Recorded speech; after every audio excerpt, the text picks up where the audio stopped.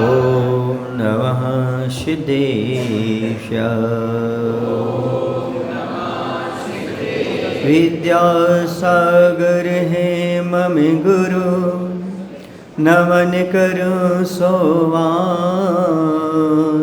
इस धरती पर फिर गुरु आ जाओ एक बार, आ जाओ एक बार। बोलिए अहिंसा परमो धर्म की, देवादिदेव श्री शांतिनाथ भगवान की, आचार्य गुरुदेव श्री विद्यासागर जी महाराज की, आचार्य समय सागर जी महाराज की।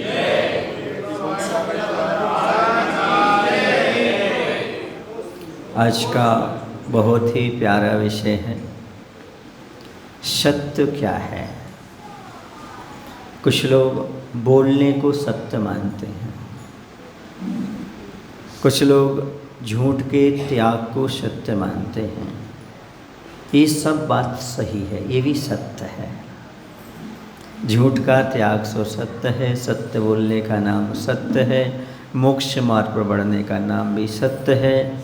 लेकिन यहाँ पर बात अनोखी कही जा रही है, भूत हितम सत्यम, प्राणियों का भला करना सो सत्य है। अर्थात जो दूसरों की भलाई में लगा है वही सत्य मार्ग पर चल रहा है, सत्य का अनुसरण कर रहा है। स्वयं का भला करते हुए दूसरे का भला करना ही सत्य है। इससे यदि हम अपोजिट बात करें तो दूसरे का अहित करना ही असत्य है। इसी का नाम संसार मार्ग है। जब दूसरे के अहित करने के भाव आए, जब दूसरे को नीचे दिखाने की बात आए, तो समझ लेना उस समय हम सत्य नहीं झूठ बोल रहे हैं, हम झूठ का सहारा ले रहे हैं। क्यों? हम अपनी बढ़ोतरी करने के लिए, अपने को ऊपर उठाने के लिए दूसरे को नीचे गिराने का यदि भाव करते हैं तो ये असत्य हो जाता है। और हम भले नीचे रह जाएं पर सारे प्राणी ऊपर उठ जाएं, इसका नाम सत्य है, इसी का नाम भला है।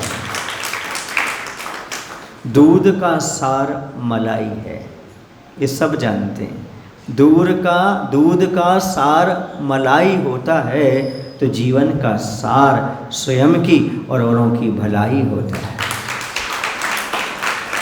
जैसे दूध का सार तत्व मलाई टेस्टी हो जाता है, उसी प्रकार से जीवन में दूसरों की भलाई करने वाले का जीवन भी टेस्टी हो जाता है, अर्थात बहुत बढ़िया और सुंदर हो जाता है।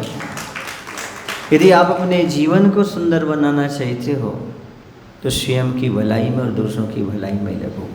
पहले मैं स्वयं की भलाई इसलिए कह रहा हूँ क्योंकि जो स्वयं का भला नहीं कर सकता वो दूसरे का भला भी नहीं कर सकता। इसलिए स्वयं का भला करते हुए दूसरे के भले के बारे में सोचना है। मोक्ष मार्ग ये कहता है, हे भगवान मेरा कल्याण हो या ना हो, सब प्राणियों का कल्याण हो। तीर्थंकर कौन बनते हैं? जो ये कहते हैं भगवान जितने भी संसार में जीव हैं उन सब का कल्याण हो जाए, ऐसी भावना भाने वाले तीर्थंकर बन जाते, उनका हम कल्याणक मनाते हैं। आप क्या चाहते हो? मेरा भला होना चाहिए, दूसरे का भला हो ना हो। सुन रहे ना, मेरे पेटे हाउ मैं ना देहूँ काऊ। मेरा पेट भरना चाहिए, अब किसी का कुछ भी हो मैं इससे लेना देना नहीं है। कहते ना अपना काम बनता भाड़ में जाए, आपको पता है? हाँ, तो यही हमारी कुत्सित भावना है, यही हमारे लिए दुखी बनाने वाली भावना है। इसी का नाम यहाँ पर असत्य कहा जा रहा है। बल्कि हे भगवान किसी का सबका भला हो, मेरा हो या ना हो, सबका भला अवश्य होना चाहिए, क्योंकि सब में आप अपने आप आ जाओगे। जब कहा सबका भला हो, सर्वे भवन्तु सुखिनः, है ना, सभी जीवों को हैं, सभी जीवों को भला हो, ऐसा भाव करो। मैत्री भाव जगत में सभी जीवों से, ये भाव जो है अपने आप में महत्वपूर्ण, इसी का नाम सत्य है। अपना भला तो हो ही रहा है और लोगों का भला होना चाहिए। इसलिए मैं कह रहा हूँ, आज अच्छी तरह से कह रहा हूँ, यदि सत्य को किसी ने जिया है, इस सत्य की परिभाषा को किसी ने जिया है, तो मैं बता देता हूँ, जिन्होंने लाखों को मोक्ष मार्ग पर बढ़ाया, धर्म मार्ग पर लगाया, सैकड़ों लोगों को मुनि बनाया, आयिका बनाया, सैकड़ों ब्रह्मचारियों को मोक्ष मार्ग पर लगाया, सारी जैन समाज को धर्म का उपदेश दिया, हित में लगाया, वो हैं आचार्य भगवान श्री विद्यासागर जी। ये है सत्य को पाने वाले जीव, ये हैं सत्य मार्ग पर चलने वाले जीव। अपनी भलाई के साथ साथ सभी की भलाई का भाव रखना। इतना ही नहीं, मनुष्यों का नहीं, त्रियंचों की भले के बारे में सोचा। उन त्रियंचों को भी उन्होंने गौशालाओं का आशीर्वाद देकर के उनका भी भला किया। इतना ही नहीं, जहाँ तक किसी का दिमाग भी नहीं चल सकता, बुद्धि भी नहीं चल सकती, वहाँ बंदी बने हुए कैदियों पर भी करुणा दर्शाई, वहाँ पर भी हथकरघा का काम की भलाई की। यह सत्य अनुयायी का परम कर्तव्य कार्य किया। बहुत हितम सत्यम, प्राणियों का हित करना ही सत्य है, यही सत्य मार्ग है, ऐसा कहा। क्योंकि जहाँ प्राणियों का हित हो वहाँ पर असत्य होता है। ऐसी वाणी बोलना भी, भले वो सत्य हो, लेकिन ऐसी वाणी बोल रहे, आप सत्य बोल रहे हो पर प्राणी का अहित हो रहा है, तो समझ लेना ये झूठ है। और जहाँ पर किसी प्राणी का हित हो रहा है, ऐसा झूठ भी बोलना पड़े तो समझना ये सत्य है।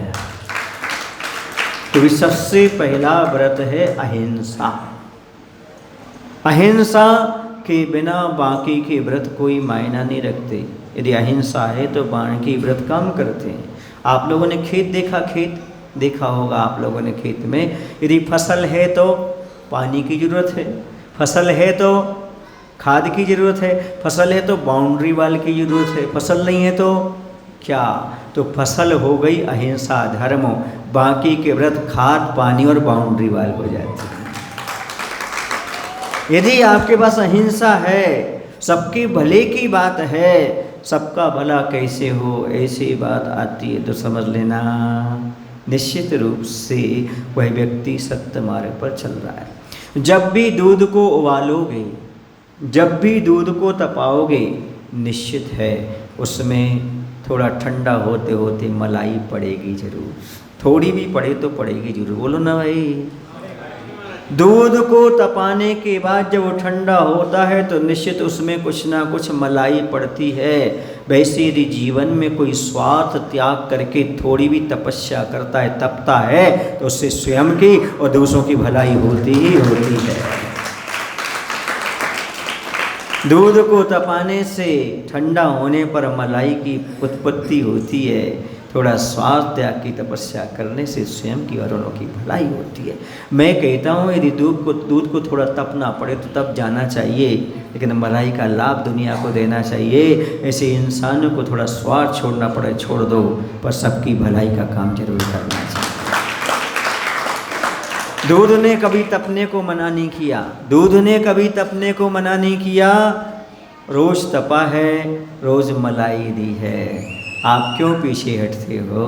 तुम तो दूध को पीते हो बचपन से बुढ़ापे तक।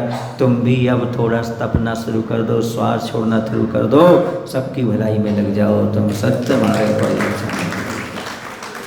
इससे अच्छा कोई मार्ग नहीं है। हमारा भला और सबका भला हो, भावना भाव, सबका भला हो, सबका भला हो, एक ही भावना हो, सबका भला हो। मन पवित्र है, माथा पवित्र होगा। मन पवित्र है तो माथा पवित्र होगा। करो भलाई औरों की, भला स्वयं का भी होगा। करो भलाई औरों की, स्वयं का भी भला होगा। ये निश्चित है, नियम है प्रकृति का। ये प्रकृति का नियम है, जो दूसरे का भला करता है उसका भला अपने आप हो जाता, भला करने की आवश्यकता नहीं पड़ती। सुन रहे ना? हाँ, पर के हित में लगा हुआ व्यक्ति अपना हित अच्छी तरह से कर लेता है, क्योंकि पर के हित के भाव उसी को आते हैं जिसके अंदर कुछ धर्म हो, अच्छाई हो, दया का भाव हो, तभी के अंदर ऐसे भाव आता। दूसरे का भला कैसे हो, दूसरे का हित कैसे हो, दूसरे का मेरे माध्यम से हित ना हो जाए। राहुल भाई खड़े हो जाइए, आप खड़े हो जाइए। आपके हाथ में क्या है? रुमाल नहीं है आपके पास? दुपट्टा है आपके पास? हाँ, थोड़ा खोलो उसको, थोड़ा सा कुछ भी चीज़ ले लो हाथ में जल्दी ले लो, कुछ भी ले लो। हाँ, दुपट्टा कपड़ा कुछ भी हो, दुपट्टा कपड़ा कुछ भी हो, ले लो हाथ में। कुछ भी नहीं है आपके पास? कैसे आदमी है यार? हाँ, लोग नहीं, दुपट्टा कपड़ा, हाँ ये लिए, ले लो। जरा उसको अभिनव को हवा करना, थोड़ा जोर से करो। आपको हवा लग रही कि नहीं? अरे आपको हवा लग रही कि नहीं? अरे अच्छे से करो ना, देखो कैसे। थोड़ी बहुत भी नहीं लग रही आपको हवा? तुमसे करना नहीं आता, अच्छे से करो। अब आई थोड़ी सी हवा ऊपर, आई, बैठ जाओ। जो दूसरों को हवा करते हैं, थोड़ी हवा खुद को लगती है। जो औरों की भलाई करते हैं, थोड़ी भलाई उसकी भी अपने आप होती चली जाती है। औरों को शीतल करें, आपो शीतल हो। जो औरों को ठंडकता पहुंचाते हैं, उनको स्वयं ठंडक मिलती है। जो दूसरों को सम्मान देते हैं, उन्हें स्वयं सम्मान प्राप्त होता है। जो दूसरों को सुख पहुंचाते हैं, उनको सुख अपने आप प्राप्त हो जाता है। ये प्रैक्टिकली आप करके देख लीजिएगा। चलिएगा, अब काम करवाऊंगा तो नहीं, लेकिन मैं कहना चाहता हूँ, यदि कोई व्यक्ति हाथ में कीचड़ उठाता है, क्या उठाता है? दूसरे पर फेंकेगा, निशाना चूक सकता है, लग भी सकता है, पर आपका हाथ तो पहले बोलो ना गंदा हो जाएगा। यही कह रहा हूँ, दूसरा का अहित सोचने वाले का पहले स्वयं का हित होता है। दूसरे का हो भी सकता है और नहीं भी हो सकता है। इसलिए क्या करना हमें? हवा करने का सोचो, दूसरे का भला करने का सोचा। कीचड़ फेंकने की बात मत करो। समझ आ रहा ना? हाँ, ऐसी भावना भाव कि हे भगवान मुझे कुछ करना है। आचस्य का प्रसंग आता है, मैं आपको सुनाना चाहता हूँ। बहुत सारे चक्रवर्ती हुए, लेकिन जब भी चक्रवर्ती वहाँ पहुँचता है विषवगिरी पर्वत पर, जब विषवगिरी पर्वत पर वह जाता है तो देखता है यहाँ तो पूरे पर्वत पर जगह ही नहीं, इतने चक्रवर्ती हो गए। अब मुझे अपनी प्रशस्ति लिखना है, अब क्या करूं? मैं भी चक्रवर्ती बन गया।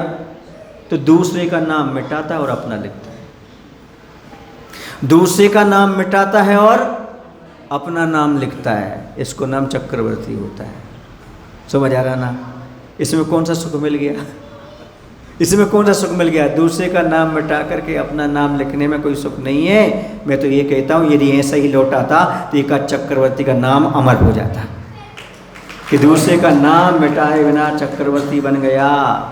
ऐसे ही मैं कहना चाहे तो दूसरे का अहित किए बिना अपना हित करते हो तो तुम आज भी चक्रवर्ती। अच्छे से ताली नहीं बजाई तुमने। बात समझ में आ रही कि नहीं आ रही? आप लोग पहले ये बताओ, आ रही क्या? आ रही?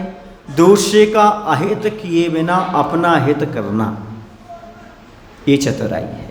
इसी का नाम जीवन है, जिसमें दूसरे को नीचा देखना पड़े, दूसरे का अहित हो, ऐसा कार्य करने में चतुराई नहीं है। ऐसा कार्य करने में सम्मान कभी प्राप्त होने वाला, सम्मान तो ये हम दूसरे को उठाएंगे तो हम खुद उठेंगे, ये नियम है।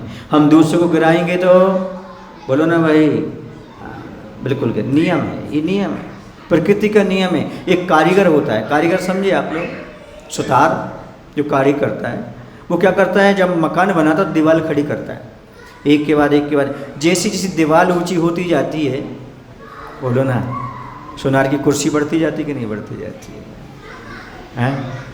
जितनी वह दीवार को ऊंची उठाता है सोनार, या क्या बोलते हैं उसको, सुतार, हाँ, वह उतना ऊपर उठता चला जाता है, कारीगर उतना ऊपर उठता जाता है। ऐसे जो जितना अच्छे काम करते जाते हैं, दूसरों को सम्मान देते जाते हैं, वो अपने आप सम्मानित होते चले जाते हैं, ऊपर उठते चले जाते हैं।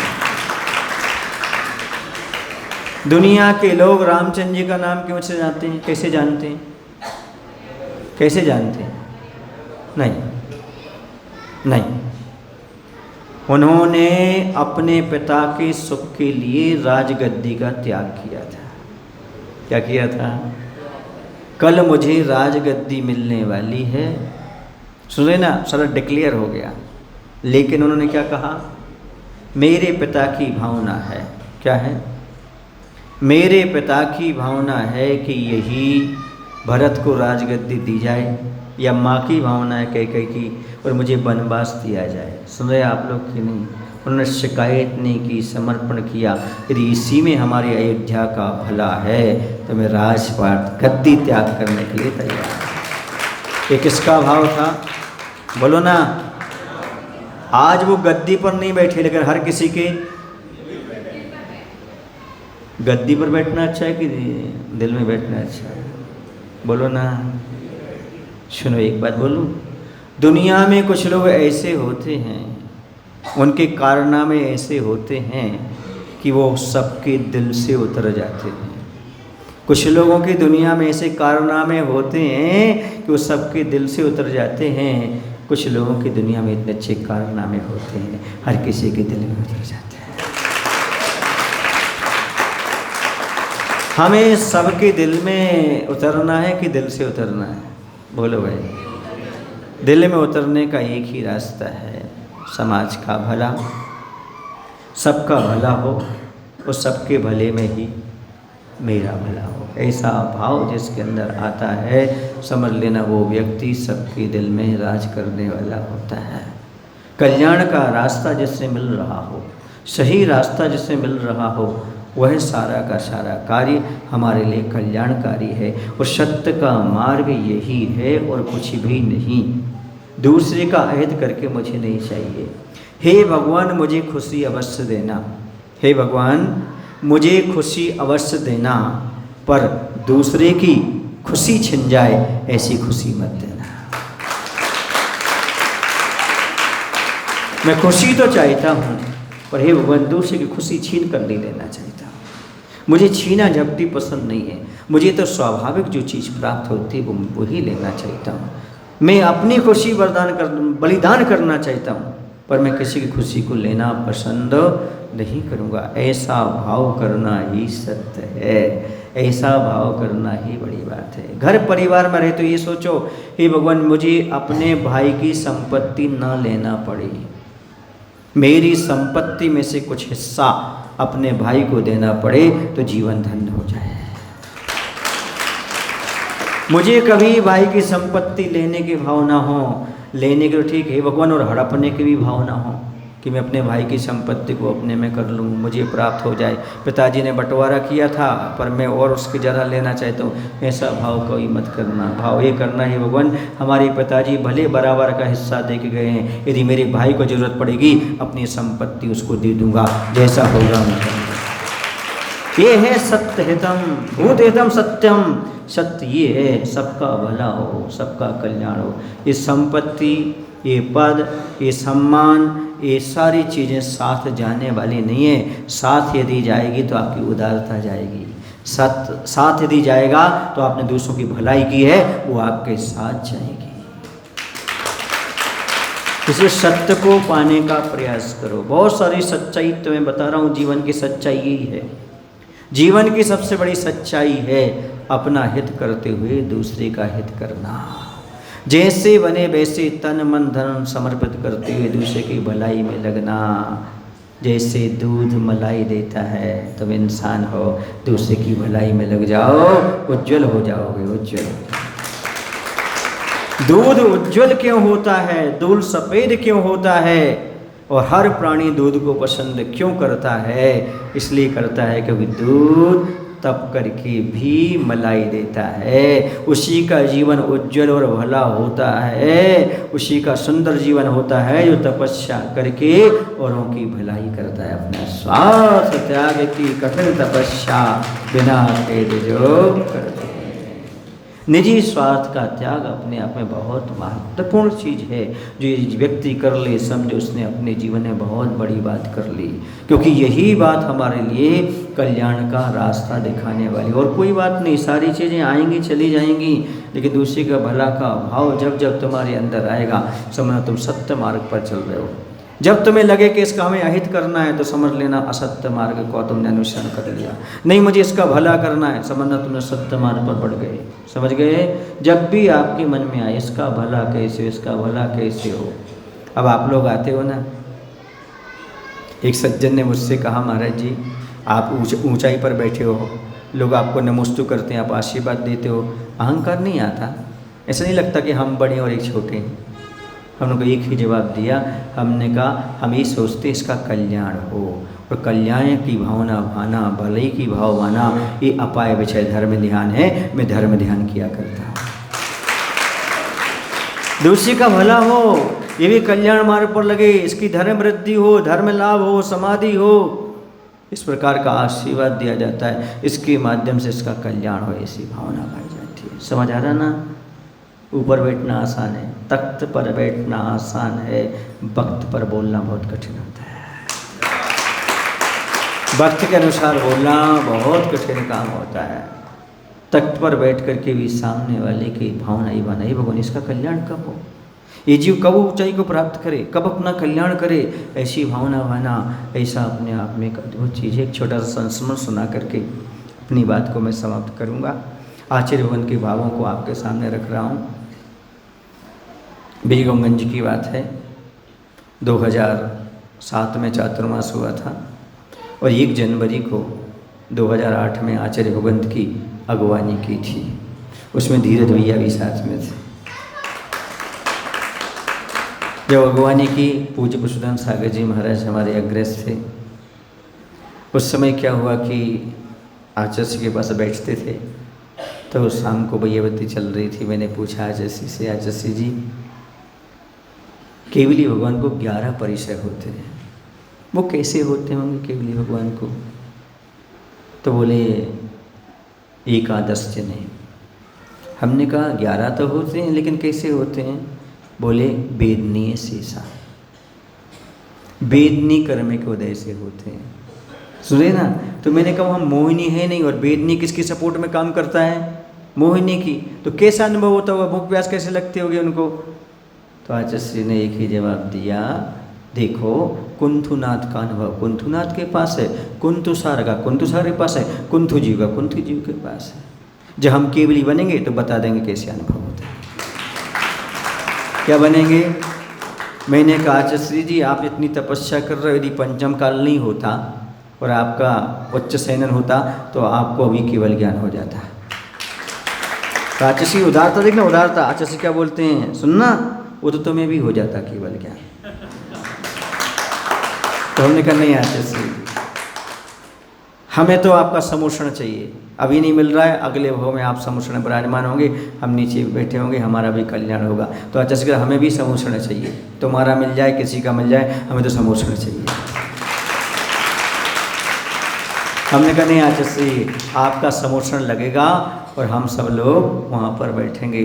तो आचार्य श्री बोलते ऐसा नहीं कह सकते, कब किस जीव का कल्याण हो जाए। हमने कहा नहीं आचार्य श्री आप इतनी तपस्या कर रहे हो, तो आचार्य श्री ने लॉजिकल बात बताई, आगम सम्मत बात कही। देखो मैं अधिक तपस्या कर रहा हूँ, मान लो तो मैं ऊपर के स्वर्ग में चला जाऊँगा।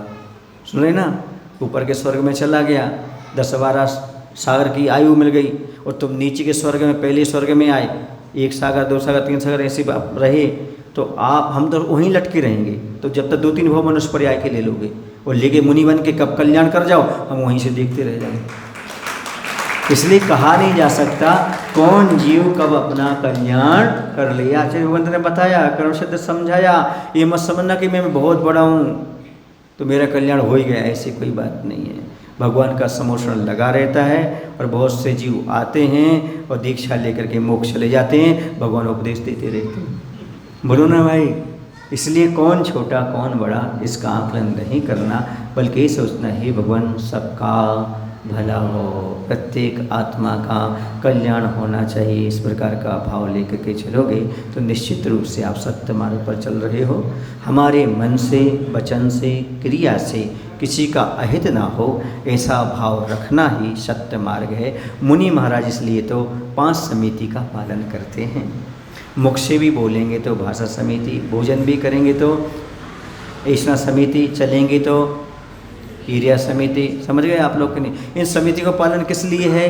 भूत हितम सत्यम, प्रत्येक प्राणी का हित होना चाहिए, किसी का मेरे माध्यम से मन वचन काय से अहित ना हो। इसी का नाम क्या है? सत्य मार्ग। आप लोग भी ऐसे सोच लो, मोटे तौर पर सोच लो, कम से कम हे भगवान मेरे मन वचन काय से किसी का मैं अहित सोचूंगा नहीं, किसी का अहित विचारूंगा नहीं, किसी का हित करूंगा नहीं और किसी के बारे में गलत प्रचार प्रसार करूंगा नहीं। यदि इतना ही आपने कर लिया, समझो आप मोक्ष मार्ग को पा जाएंगे, आगे सत्य मार्ग को प्राप्त कर जाएंगे। ये आपके लिए सबसे अच्छा मैंने तरीका बताया है। समय हो चुका है, आपका दूसरा काम है। बोलिए महावीर भगवान की जय। आचार्य गुरुदेव भगवान श्री विद्यासागर जी महाराज जी की।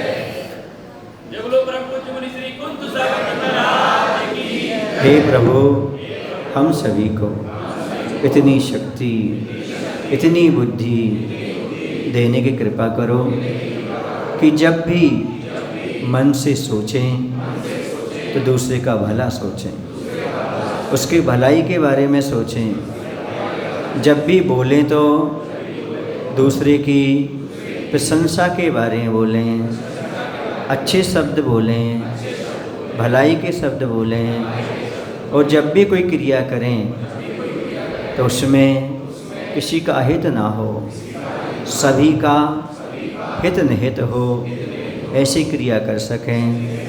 इतना आशीर्वाद प्रदान करें। नमो शिवाय। चलिए